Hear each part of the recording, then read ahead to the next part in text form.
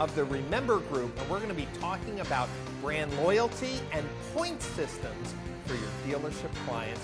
Of course, we're going to be having our strategy session and the email grab bag. So let's get started with today's show.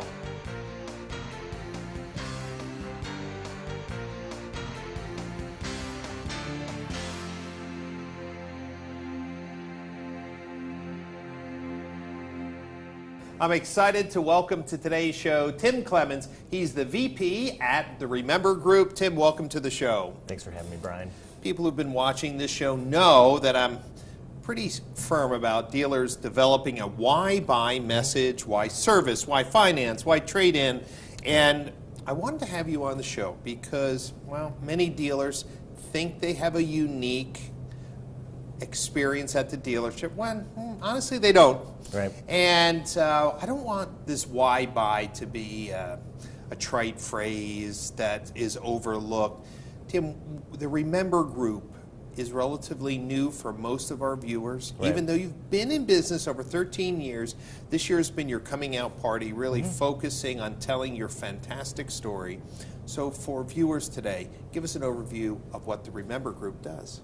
Well, Remember Group has been around for a long time, and if at any point you can come into our office and you're going to hear us talking technology. We'll just be talking about SQL calls or something about just something really geeky. And it occurred to us this year that we've spent a lot of time developing just this really amazing product. It's integrated, it's compelling, it engages with customers. Just really forgot to tell everybody about it. So a few months ago, our CEO comes into my office and he says, "Tim, I want you to concentrate on getting our name out there." So that's what I'm doing now. And it's interesting about that why buy that you talk about. If you look at a study that Bain & Company did a few years back, 80% of companies believe that they deliver a superior customer experience, but only 8% of their customers agree. So that's why it's really important to develop that why buy. And you're here because we have shared customers that are raving about your solution. Right. And I visit hundreds of dealers a year. And such a small percentage have invested in a true value proposition, Sure. a package that truly differentiates themselves. But your company has taken this one step further. So to put it in the bigger picture, we have customers coming, buying from us every day, servicing their car every day, and we're in a reward-based society. I'm a frequent flyer on Delta and United. Sure. Me too. I use my Starbucks app almost every day. Me too. And yet dealers seem to be missing the importance of a loyalty program. Tim, why is that the case? Well, Brian, I think we're in an old school business. Right. You see a lot of dealers doing some really, really progressive things, but there are a lot of holdouts. Right. Right? Customer loyalty is a relatively new movement. It involves a lot of technology. Yes. You got to have a forward-thinking marketing group. And what we're stuck with is a lot of dealers who are just holding on to those 30-car guys, kind of keeping everything kind of, I don't know. The way it was. Tell you, the way it used to be, yeah. And before the show, we had an interesting conversation I wanted to share with today's viewers, because I think when we share the story, our viewers will get it. If it wasn't for my United 1K status or my Delta Platinum status, Right. every time I fly, I'd probably be shopping another carrier who's offering the best deal now. Right. But I know that if I fly a number of flights with United, the 1K is going to get me priority boarding. I'm going to get upgraded more often, Right. Access to certain privileges. Car dealers have never really saw themselves in the same light. Is this possibly why, Tim, that when someone goes to buy a car, they're so open to buy at any dealership? There's no advantage to stay loyal to any one dealer. No, that is absolutely correct. There's, you look. Let me give you an example. All right, you go to a dealership website, and when you're shopping around for a car, absolutely, you're gonna look at every single website. I saw a study recently that showed that there's on average like 20 some touch points Right. when you go and buy a car. That's right. So you're looking around. So let me give you an example. You go to a website and a coupon pops up for $200 off your down payment. That's a very common thing. We That's see that right. all the time. I'm going to click away from that. I mean, that's something that every dealer is going to offer me.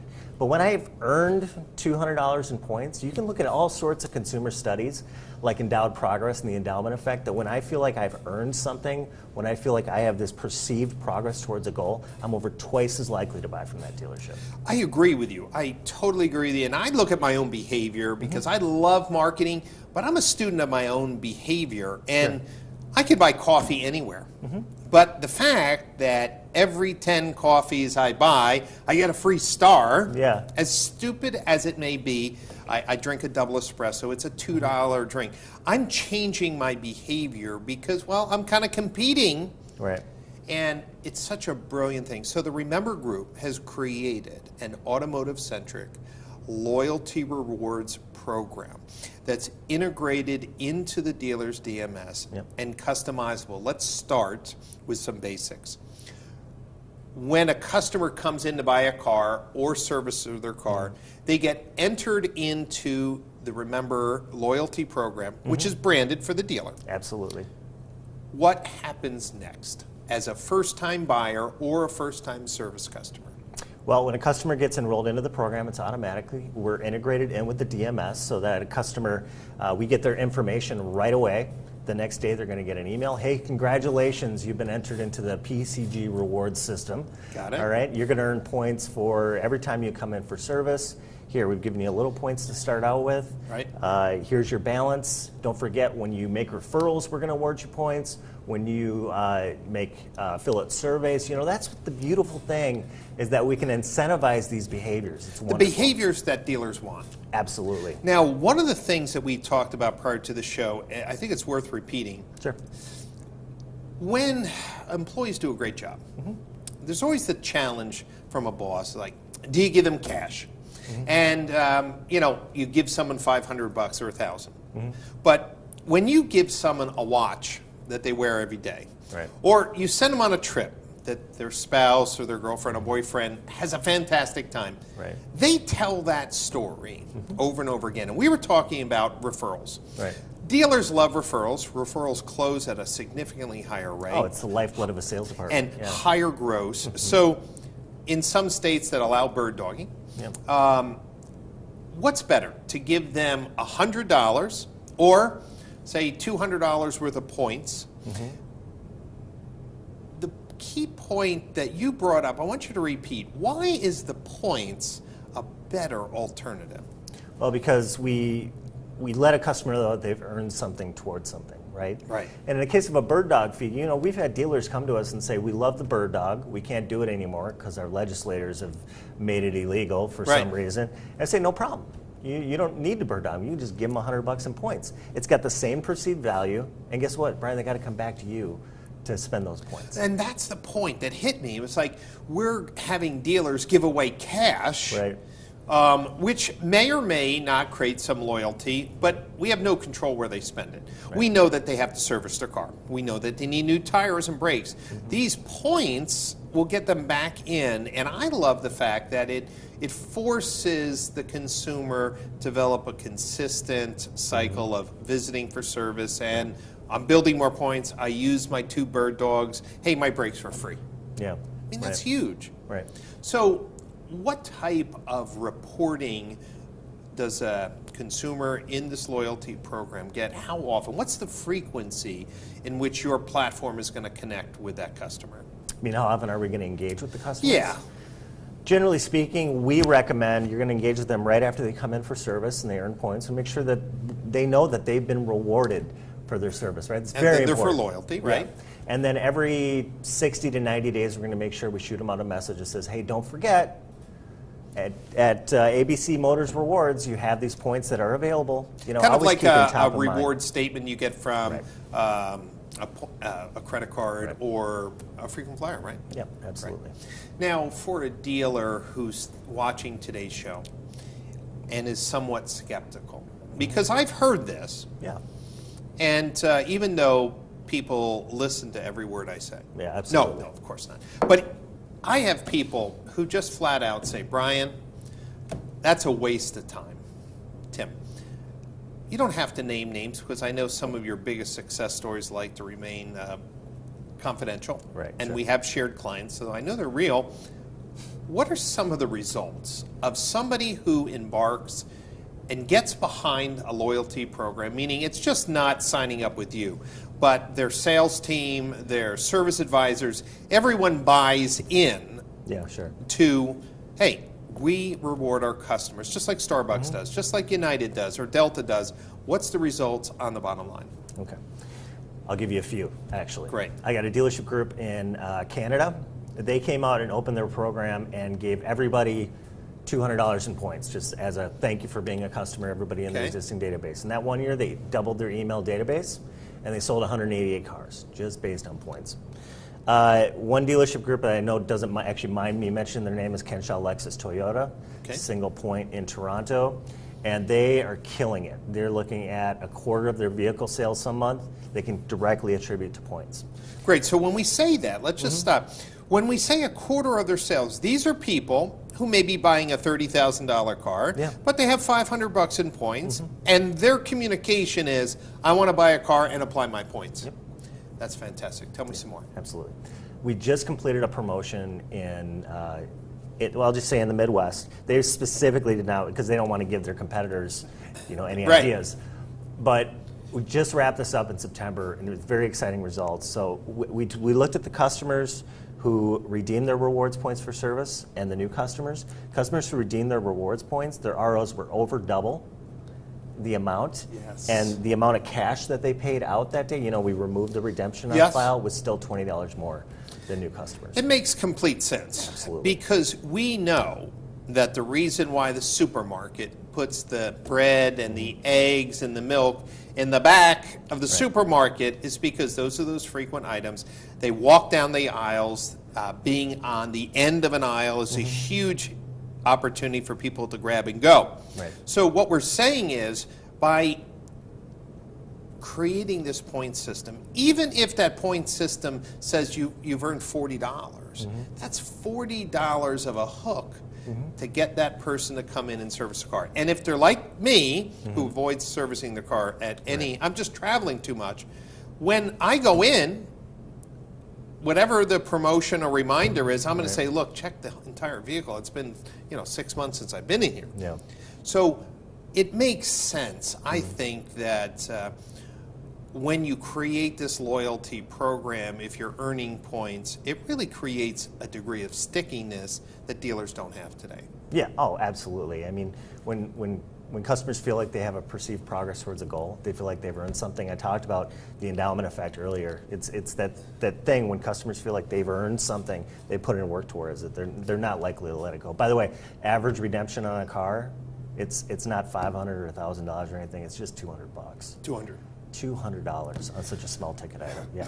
And if you think about it, and I'm not here to run the budget for dealers, and dealers hate when people count their money, but if the people are earning these rewards, we know that the average cost per retail sale for marketing is somewhere $300-400, and in California it could be $500, $600, $700. Well, NADA stats $600 per car deal.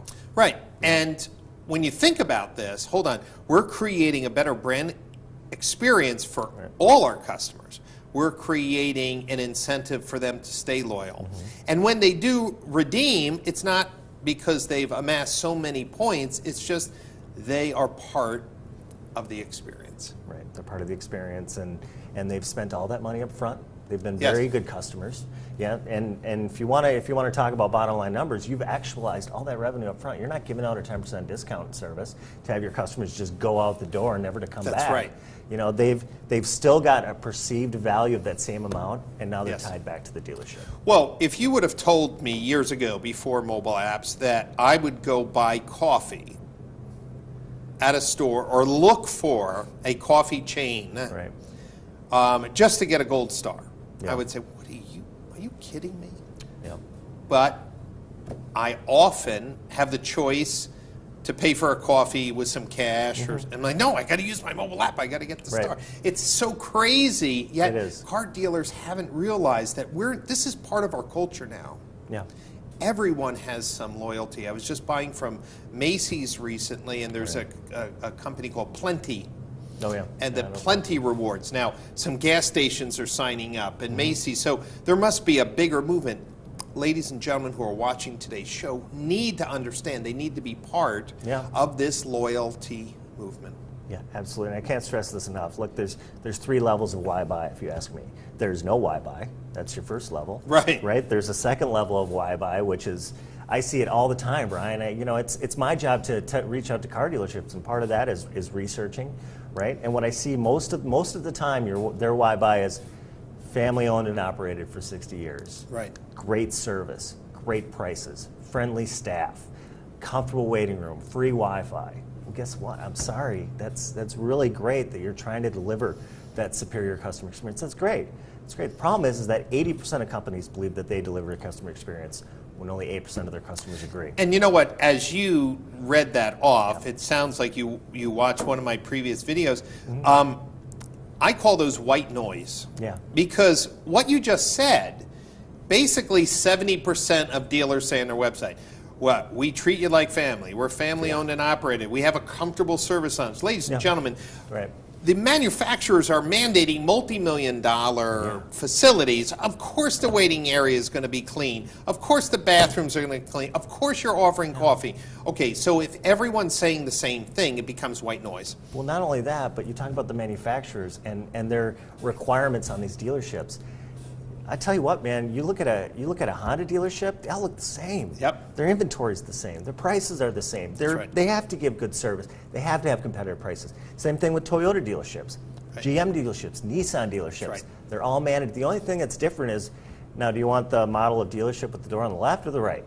That's right. And that's why the Remember Group is so critical, because dealers who understand the competitive angle, but more importantly, understand today's consumer, need the technology. And this is the key. Yeah. They don't have millions of dollars to create an app like Starbucks, and they're not in the technology business, they're in the people business. Right. And where you come in is you bring the technology, the process to help them be better at the people business. The program's customizable. We talked about that dealers can decide how they want to communicate, email, direct mail, whether they want to print a card or not. Everything is customized. What type of commitment are you looking for from dealers who want to develop a real, meaty, measurable, and profitable loyalty program?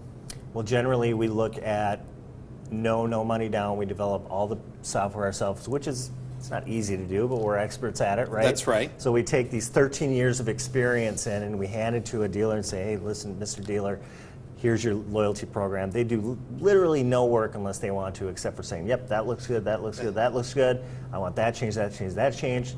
And there's a little bit of investment on our part. So we just look for a year commitment. Right. And a loyalty program, as you know, that's a long-term marketing strategy. That's not right. It's not a knee-jerk reaction. Let me throw in a loyalty program so I sell more cars next month. So the question here is, dealers who have signed up.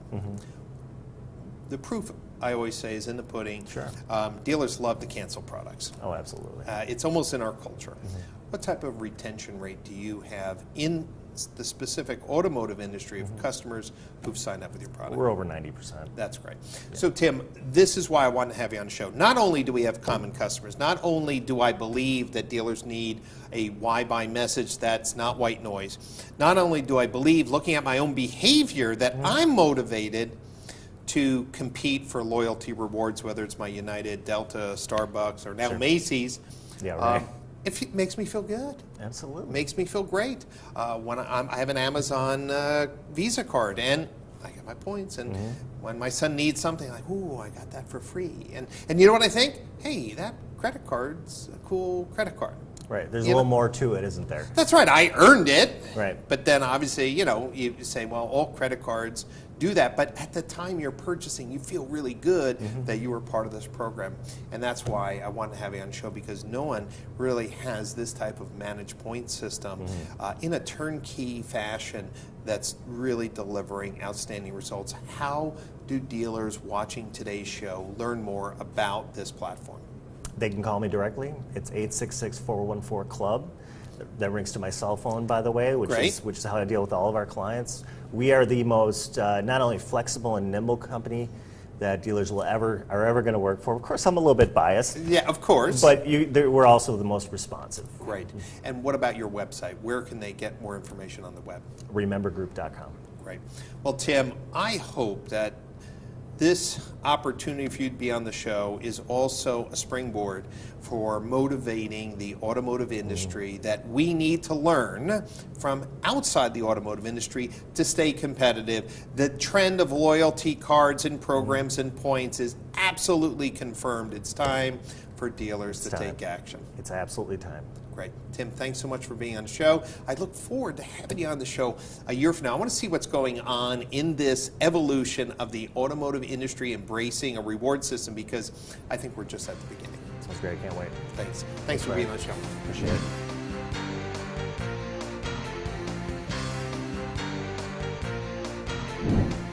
And now for today's strategy session. Tim Clemens came on today's show to encourage viewers to see if their Why Buy program was really something substantial or was it white noise. And I couldn't agree with Tim more. When I look at my own behavior and how I make buying choices for airfare based on reward programs, where I buy my coffee based on point programs, it's time for dealers to leverage this human trait, this personality, this trend, and create a stronger program to retain and attract new clients. But related to that has been many conversations we've had on this show about creating a clear why buy set of videos, and that was why buy from us as a dealership, why service your car at our dealership, why trade in your car at our dealership, why finance your next vehicle with our dealership. Those 5 core videos we've talked about over and over again, yet I'm still surprised that dealers haven't implemented these videos on their website. Remember, just because you have a rewards or points program, you still have to clearly state and remind consumers of your value proposition. Remember that video is a tremendous way to get your message communicated in a mobile world. Meaning, consumers don't want to read your life story, but they surely will watch a quick video on why they should service their car more often, or why your dealership will give them top dollar for their trade-in because you're using market price data, it's fair and transparent. Ladies and gentlemen, don't drink your own Kool-Aid. Don't think that consumers understand the car business. When you take the time to explain how your dealership operates, how you're going to help them locate and decide on their next vehicle, how to finance their next vehicle, how to get top dollar for the vehicle they own in video, it helps support a larger why buy message. And then when they come in and when they buy and when they service these rewards and points programs, as you've already heard, get people coming back to buy the next car with just only a few $100s in points. This is an important lesson. Why is the automotive industry fighting so many public trends outside the automotive industry on how to reward consumer loyalty and how to incent consumers to come back more often? So, in today's strategy session, I challenge you to do a full discussion at your dealership on your Why Buy message, your Why Buy rewards program, and I bet if you take action today, it's not an overnight change, but you will see over time that you will have more repeat and referral business and a more profitable dealership. And that's today's strategy session.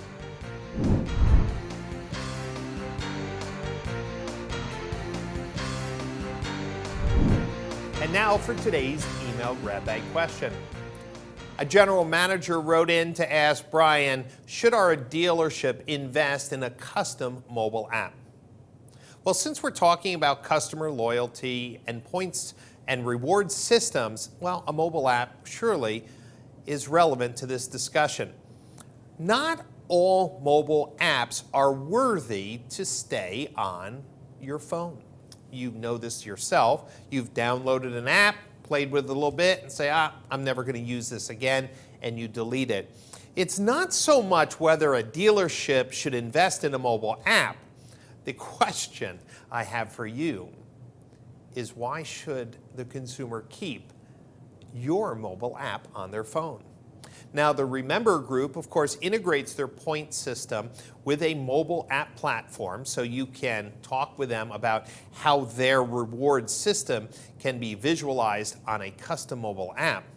But remember, a mobile app has to have value all the time. A reward system could easily be as effective just by emailing a monthly or quarterly statement. So you need to ask yourself, what is your marketing strategy to the mobile app? What are you going to be engaging with the consumer and how they can engage back? First of all, one-directional mobile apps, well, I wouldn't even waste my time.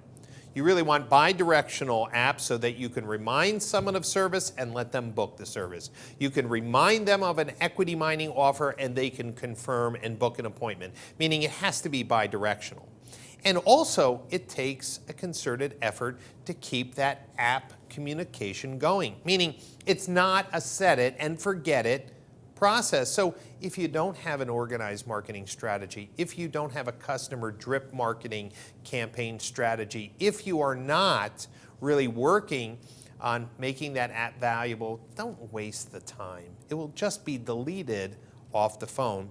Now, you remember things like the Starbucks app. Each week, there's a new song or game that people can download for free. Every time you purchase something with the app, it gives you a little reminder of what you've purchased. It gives you a star count. It's interactive. You can locate a store, and now I can even order my coffee and have it wait for me as soon as I walk in the door. Do you understand? The value of that app is, well thought out. It saves me time. I don't have to stand in line. Every 10th drink I order, I get a free one. And of course, I get free music or games, again, that are exploiting the mobile platform. If there's no value in your mobile app, don't waste the time. It will be deleted. If you have a question you'd like to submit for the email grab bag and I use it on the show, I'll send you a free copy of my latest book, Mastering Automotive Digital Marketing. It's the first textbook in the automotive industry and being used at Northwood University to educate the next generation of automotive marketing professionals. Thank you so much for watching today's show, and we'll see you next week on Auto Marketing Now. Thank you for watching this week's edition of Auto Marketing Now.